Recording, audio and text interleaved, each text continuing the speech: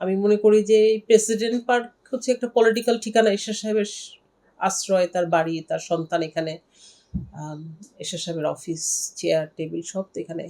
আমরা এখান থেকেই আমরা শুরু করব জাতীয় পার্টির যাত্রা। এবং জাতীয় পার্টি পুনর্গঠন তো প্রক্রিয়া তো আমি শুরু করেছিলাম। রাজনীতিতে পুনর্গঠন বলতে পারেন, রিফরমেশন তো আমি শুরু করলাম, তাই না? তো আমাকে তো ডেফিনেটলি করতে দেয়নি তখন। কারণ হচ্ছে তখন আওয়ামী লীগের সরকার আমাদের জাতীয় পার্টিটাকে বিভক্ত করেছিল কয়েকটা ভাগে। তো আমি যখন দেখলাম যে এখানে এত কেস, এত আপনার ডিস্টারবেন্স, হ্যাঁ, বিভিন্ন হুমকি ধামকি, এগুলো আমি তখন মনে করলাম যে আসলে স্রোতের বিপরীতে আমি এখন কিছু করতে পারবো না। সো আমি অপেক্ষা করি একটা সময়, লেট দ্য নেশন ডিসাইড। আমার নেতা কর্মী, আমাদের যে তৃণমূল জাতীয় পার্টির মানুষজন যারা আছে, তারাই একদিন বলবে আমাকে, তারাই আমার কাছে আসবে। এবং আজকে দেখেন, আজকে সেই অবস্থা হয়েছে। কারণ টোটালি যখন ওনার জিএম কাদের সাহেবের নেতৃত্ব ফেল করেছে, এখন সারা বাংলাদেশে দেখবেন যে আপনি আমার পেজে যান, দেখেন ওখানে মানুষ কি বলছে। ওনাদের জাতীয় পার্টির পেজে যান, ওনার পার্সোনাল ফেসবুকে যান, দেখেন মানুষ কীভাবে তাদেরকে বলছে যে সরে দাঁড়ান, আপনাকে দিয়ে আর হবে না, আপনি ফেল করেছেন।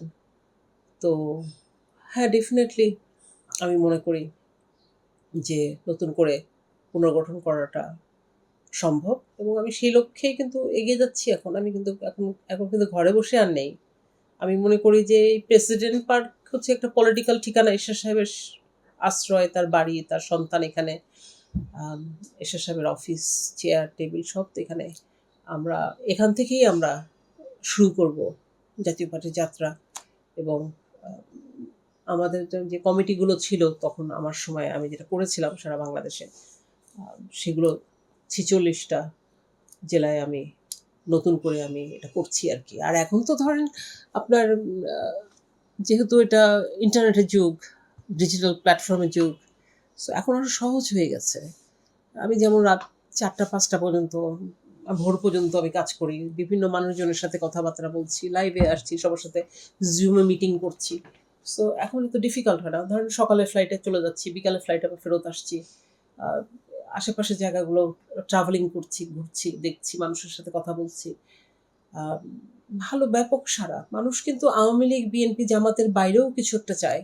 আর যারা ঘোর জাতীয় পার্টি, এরশাদ, আপনার এরশাদের আদর্শকে ভালোবাসতেন, ওই জেনারেশন তো আছে এখনো। তারা হচ্ছে আপনার প্রচুর সাপোর্ট দিচ্ছে আমাকে।